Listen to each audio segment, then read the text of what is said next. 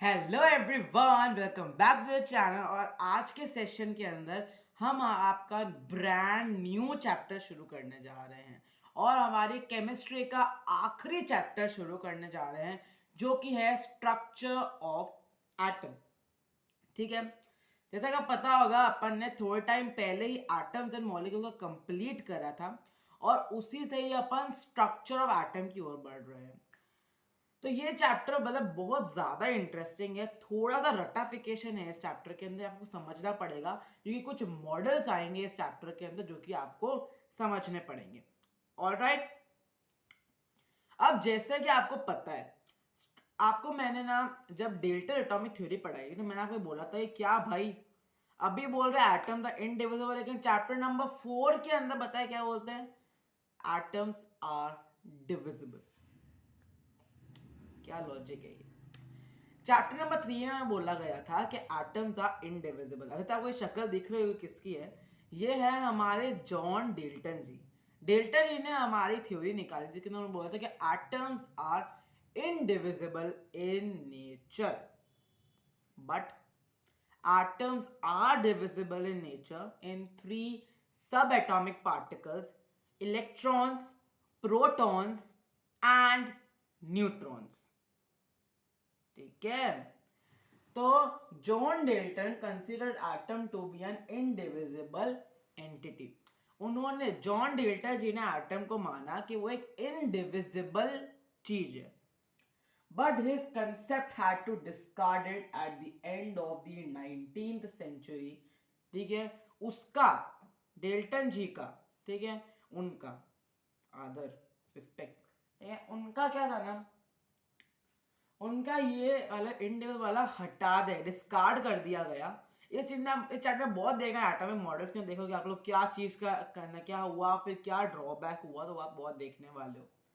ठीक है, क्यों हुआ था कि बहुत सारे साइंटिस्ट आ गए थे,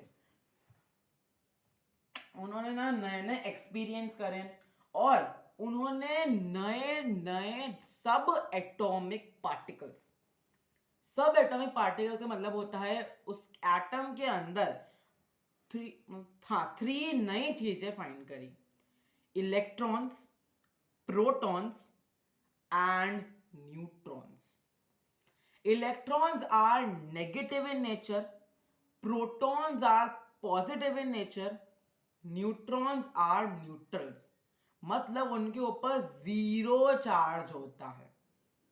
ठीक है, when scientific experiments were able to find existence of charge electrons and protons and neutral particles neutrons in the atom, और इन्हीं को अपन बोलते हैं सब atomic particles. Alright, okay, alright. अब हम पहले देखते हैं इलेक्ट्रॉन्स क्या होते हैं। इलेक्ट्रॉन्स पहली बार नेगेटिव होते हैं।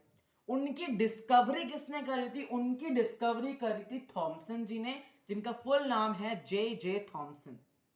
ठीक है, इनके ऊपर आप लोगों का एक एटॉमिक मॉडल भी है जो कि अपन किसी नेक्स्ट वीडियो में बात करेंगे। ठीक है, नेक्स्ट वीडियो के अंदर जे जे थॉमसन जी ने किया था इलेक्ट्रॉन्स का डिस्कवरी। वो कैसे करी थी, उन्होंने कैथोड रेस को, अभी कैथोड रेस और क्या है ये अपन नेक्स्ट सेशन में देखेंगे। ठीक है, फिर अपन देखते हैं कुछ फैक्ट्स इलेक्ट्रॉन्स के बारे में। इलेक्ट्रॉन्स का जो चार्ज होता है ना, वैसे आपकी बुक में दिया हुआ नहीं है ये फैक्ट्स, लेकिन आप तक देख सकते हो।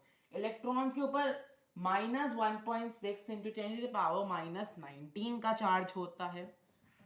ऑलराइट, ठीक है, ओके। सो सी मतलब होता है कूलम। इधर सी का सी एक एसआई यूनिट, एसआई यूनिट क्या बोल रहा हूँ, सी उसकी यूनिट है जिसका फुल फॉर्म होता है कूलम। ठीक है, as calculated by Robert E Millikan, mass of electron इतना है। ठीक है, या फिर 1/1840 यू। ठीक है, देखते हैं प्रोटॉन्स किसने करे थे।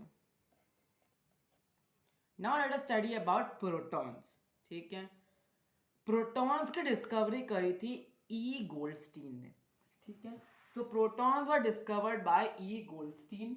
E. Goldstein, by his famous Anode ray canard rays experiment, was able to detect presence of positively charged particles called protons in an atom. ठीक है, इनका आपको एटॉमिक मॉडल नहीं दिया गया है. ठीक है, फैक्ट्स क्या है प्रोटॉन्स के.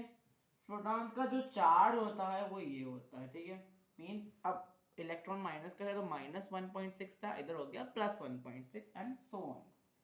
मास of proton 1.673 into 10 to the power -24 kg. ठीक है, यहाँ पे 1 यू भी बोल सकते हो.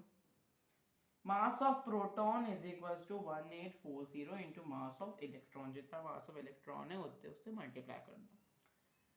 प्रोटॉन समझ आ गया. प्रोटॉन समझ आ गया तो वीडियो को लाइक कर दो.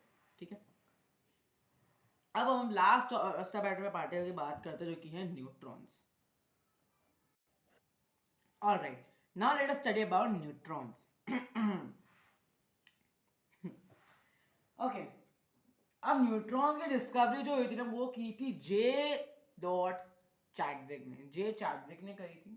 ठीक है, जे Chadwick bombarded lighter elements like, इनका भी आपको नहीं दिया हुआ atomic model, like lithium, boron etcetera with A particle नहीं है, ये होता है अल्फा पार्टिकल. अल्फा ऐसे लिखते हैं.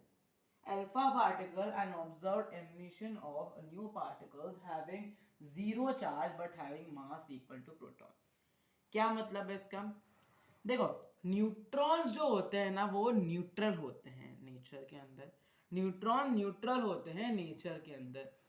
उनके ऊपर जीरो चार्ज लगा हुआ होता है. उनके ऊपर जीरो चार्ज लगा हुआ होता है. और इनका जो मास होता है वो प्रोटॉन के मास से इक्वल होता है. ठीक है, and having the mass equal of that protons के इक्वल इनका मास होता है. These particles are called neutron, neutral particles of the atom.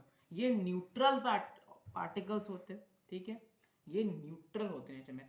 Neutral क्यों होता है, क्योंकि वो मैं आप लोगों को थॉमसन एटॉमिक मॉडल, जो जे थॉमसन का एटॉमिक मॉडल था, उन्होंने एक प्रपोज करा था एक पॉइंट, उसके अंदर मैं आपको बताऊंगा कि न्यूट्रल क्यों होते हैं. ठीक है, तो ये आप लोगों की वीडियो थी ऑन दी सब एटॉमिक पार्टिकल्स. क्या क्या उनसे 3 टाइप के एटम निकाले थे. ठीक है, बाद में डेल्टन जी की वो पॉइंट को डिस्कार्ड कर दिया गया. कौन से 3 एटम के पार्टिकल निकले एंड सो ऑन वो हम देखेंगे. अब हम देखेंगे हमारी नेक्स्ट कक्षा के अंदर जो कि है जे थॉमसन एटॉमिक मॉडल. ठीक है, let's meet in our next session. ठीक है, हमारे नेक्स्ट कक्षा में मिलेंगे. तब तक लाइक कर दो वीडियो को, subscribe to the channel and मिलते रहेंगे नेक्स्ट वीडियो में. Bye bye.